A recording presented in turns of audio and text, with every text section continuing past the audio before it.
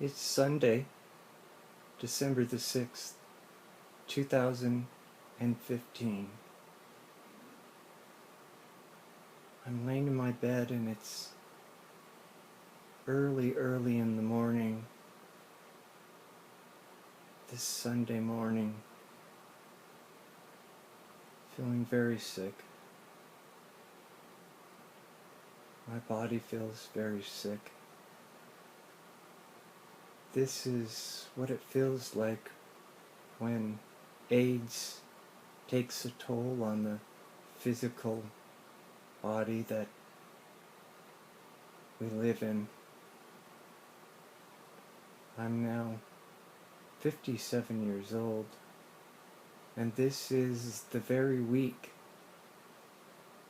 18 years ago, that I began this long, arduous task of fighting AIDS. My joints hurt, my bones hurt, my muscles hurt. This is what a person gets when they fight AIDS. This is what is laying at the end of the road that we embark upon when we enter into a decision to engage in homosexuality.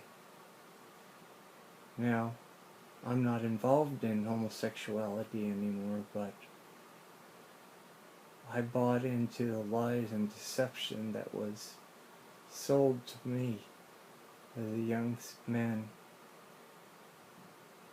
after I had become involved in homosexuality by other people who knew better than I, who knew a lot more about that lifestyle. And it's so painful. There's so much agony and there's so much suffering involved with this disease.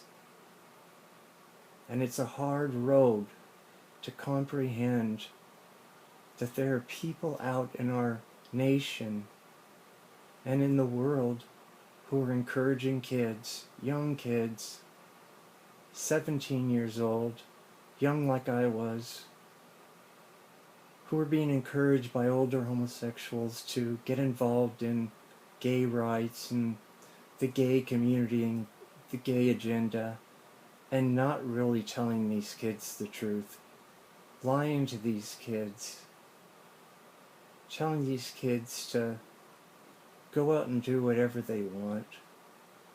And the people that are telling them that, they don't care about these kids. They don't care what happens to their bodies. I'm the only person in the city of San Diego who's standing up and fighting for these kids with the energy that I have left, to try to do something to wake our young people up and saying, don't go down that road. Please don't go down that road. Listen to what I'm saying. I don't have a reason to lie to you. I don't want you to suffer like I've suffered. The people who have a lot of money, who live off of the millions of dollars being given to them by powerful political and business people who don't care anything about these young people, who don't care anything about Christianity, who don't care anything about the Bible, who will not tell these kids the truth, and they try to shut down people like me from telling them the other side of the story about the gay agenda, about homosexuality, about homosexual behavior. Please, please, I'm begging you, listen to me. I'm trying to save you. I'm trying to prevent you from making the poor, terrible decisions that I allowed myself to be lured into, to go into homosexuality. For the first 13 years of my life, I was abused viciously by my mother.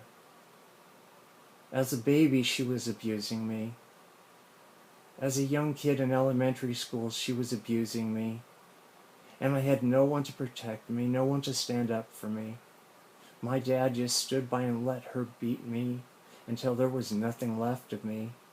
And then when they were done beating me down till there was just no spirit in me, no life in me, they just dumped me and left me and abandoned me. And what's left of me is now spent in days of agony. And I just please, please pray that you don't go down this road that I went down. It is agonizing. It is so much suffering. Please listen to me. I'm begging you. I weep for you not to go down this road.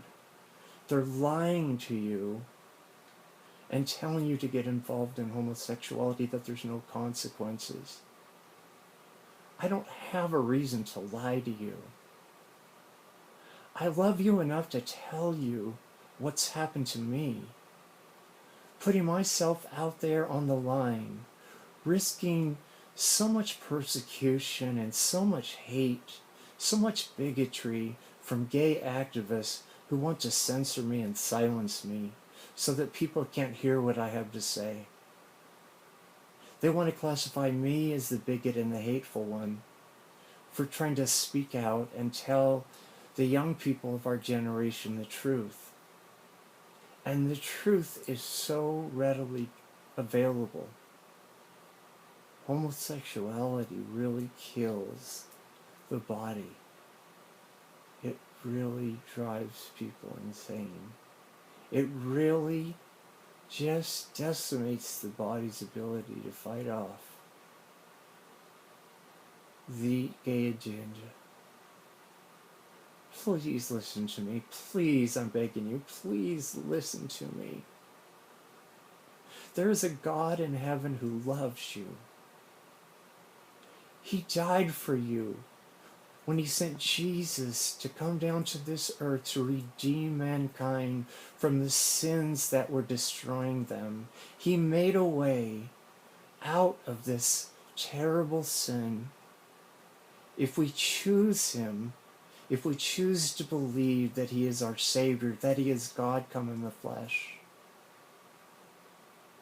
and if we accept that life, he can set us free.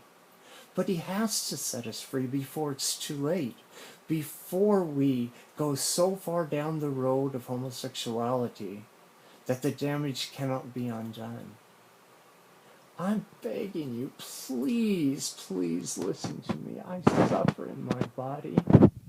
It is so painful every day to wake up with my joints hurting, with my muscles hurting, with my bones hurting, with my ankles hurting when I walk, losing so much weight and I can't stop weight loss.